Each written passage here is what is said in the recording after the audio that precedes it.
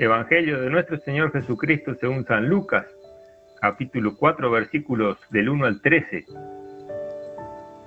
Jesús, lleno del Espíritu Santo, regresó a las orillas del Jordán y fue conducido por el Espíritu al desierto, donde fue tentado por el demonio durante 40 días. No comió nada durante esos días y al cabo de ellos tuvo hambre.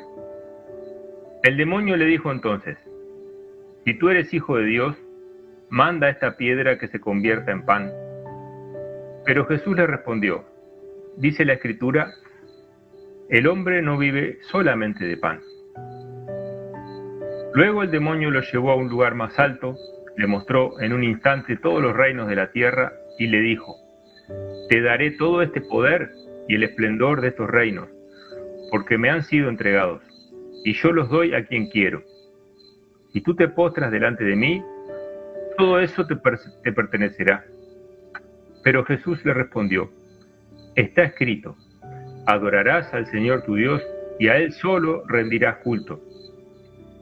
Después el demonio lo condujo a Jerusalén, lo puso en la parte más alta del templo y le dijo: si tú eres hijo de Dios, tírate de aquí abajo, porque está escrito, Él dará órdenes a sus ángeles para que ellos lo cuiden, y también ellos te llevarán en sus manos para que tu pie no tropiece con ninguna piedra.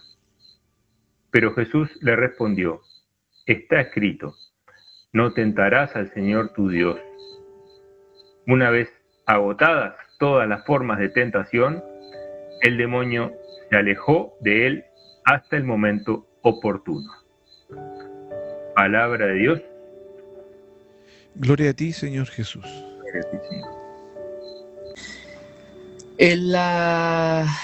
En la liturgia de la palabra de ayer, del día domingo, era bien importante la primera lectura, pero yo me voy a centrar solamente en el Evangelio.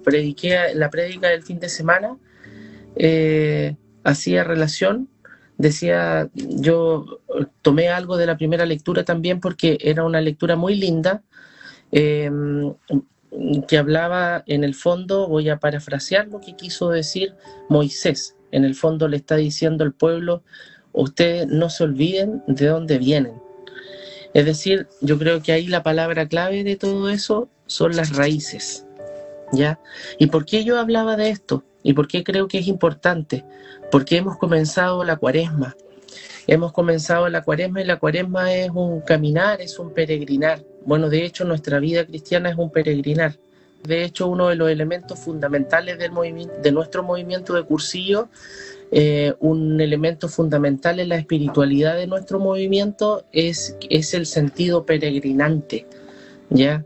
Recuerden ustedes que los inicios de nuestro movimiento parten precisamente en una peregrinación. Y la vida cristiana es un peregrinar, pero para que nosotros podamos tener ese sentido de peregrinar, nosotros también no podemos desconocer nuestras raíces. Y en ese sentido, en este peregrinar de la Cuaresma, nosotros necesitamos saber quiénes somos, de dónde venimos y a dónde vamos. A mí me gusta mucho diferenciar la imagen de un peregrino con el turista. Son dos personas totalmente distintas. El peregrino sabe dónde parte y sabe dónde tiene que llegar. Y el turista no. Cuando uno está de turista, no necesariamente uno tiene un esquema muy bien preparado, sino que precisamente anda en otra, no anda apegado a un horario, a una estructura, ni mucho menos cómo va a partir y cómo va a finalizar. Un turista anda despreocupado, digamos, ¿no? El peregrino no, el peregrino sabe dónde parte y sabe dónde va. Y nuestra vida cristiana es un eterno peregrinar. Y para eso nosotros debemos saber muy bien, tener muy bien nuestras raíces cristianas, de saber muy bien cuáles son nuestras raíces cristianas, saber de dónde somos, de dónde venimos, que venimos de Dios, que nuestra vida tiende a Dios y que nuestra vida finaliza en Dios. Y eso nosotros lo vivimos en este tiempo de Cuaresma. Entonces, la primera gracia que le vamos a pedir al Señor en el día de hoy es que podamos hacer una memoria agradecida de nuestras propias raíces, de lo que somos, de lo que tenemos y de lo que nosotros también esperamos vivir este tiempo de Cuaresma. Ese sería como el primer puntito, relacionado con la primera lectura, digamos, ¿no? Que en el fondo lo resumo en eso, ¿no? No se olviden nunca quiénes son ustedes, porque Moisés les recuerda, ¿no? Dice, bueno, ustedes que, o sea, el pueblo dice, nosotros que venimos de aquí, venimos de acá, nosotros que vivimos la esclavitud, que nosotros pasamos estas pellejerías cuando éramos esclavos, etcétera, ¿no? Entonces, esa primera cosita creo que es muy importante. Luego de eso, yo creo que es muy importante también, ya estando en el Evangelio, yo creo que es muy importante diferenciar algunas cosas. Hemos dicho y hemos sido testigos de este texto bíblico en donde el Señor sufre estas tentaciones. Son las tentaciones que el Señor sufre. Hay que diferenciar la tentación de la prueba. La tentación es una cosa y la prueba es otra cosa. De repente nosotros podemos a lo mejor tener alguna tendencia como a hacer un cierto símil de las cosas, pero no es lo mismo. La tentación es una seducción directa, ¿no? O indirecta del diablo que busca apartarnos del camino de Dios. Y por otro lado, la prueba siempre es una dificultad, alguna dificultad que el Señor permite en nuestra vida, pero no para apartarnos de su camino, sino que necesariamente el Señor lo permite para que nosotros nos veamos fortalecidos en nuestro camino de fe, en nuestro itinerario de fe. Entonces Dios no tienta, hermanos, ¿no? Sino que permite la prueba para que podamos crecer espiritualmente. Entonces, en ese sentido, yo creo que es muy importante en nuestra vida cristiana tener claro eso, la diferencia de la tentación de la prueba. Luego de eso, también hay que tener una diferencia. Yo creo que muchos la saben, pero también, bueno, lo digo así de pasadita, si no tenemos la claridad suficiente. La diferencia de la tentación del pecado. La diferencia de la tentación frente al pecado.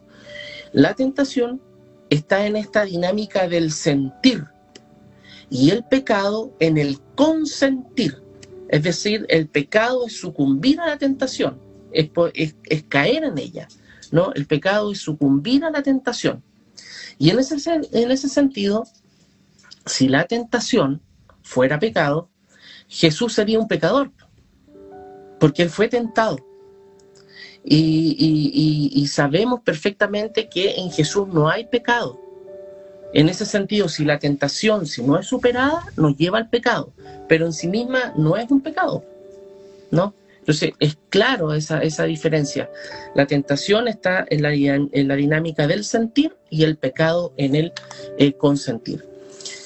Y claro, nosotros de repente nos quedamos con esta idea de que Jesús tuvo estas tentaciones nomás, pero Jesús tuvo muchas tentaciones a lo largo de su vida terrena, ¿no? Y no solamente lo que hemos escuchado en el Evangelio, en este Evangelio. Jesús fue tentado muchas veces. Recuerden ustedes, por ejemplo, cuando lo quieren proclamar rey porque realiza muchos milagros, ¿no? Cuando lo quieran apartar del camino de la cruz.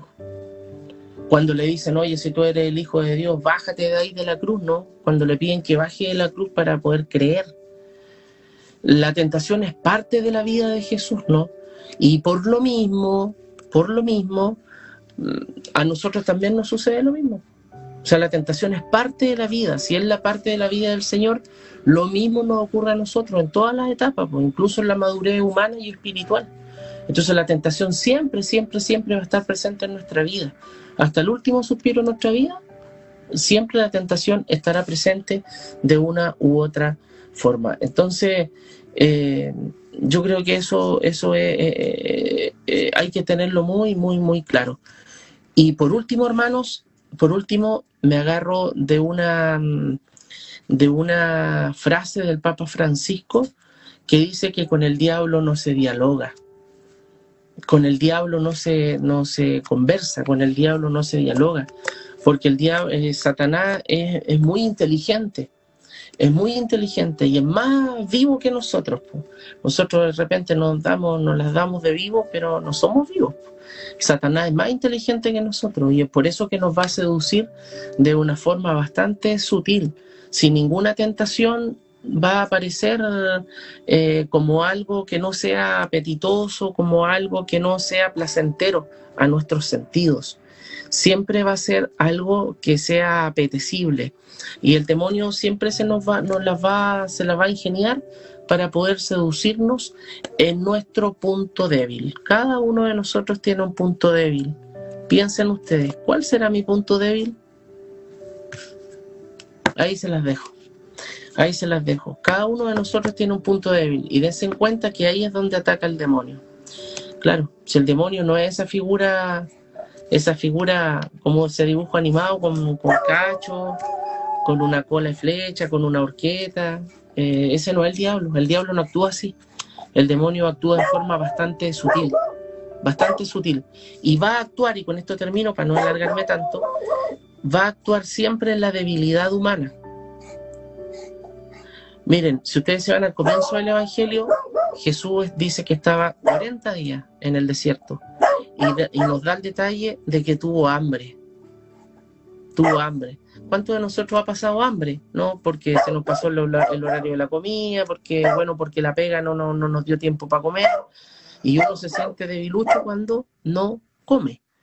Entonces, es obvio, y en ese desierto, ojo con esa palabra, o en ese desierto, el texto bíblico no solo nos quiere indicar el desierto físico, la aridez de la arena, el desierto del norte de Chile, por ejemplo, sino que cada uno de nosotros podemos también vivir ese propio desierto, el desierto de la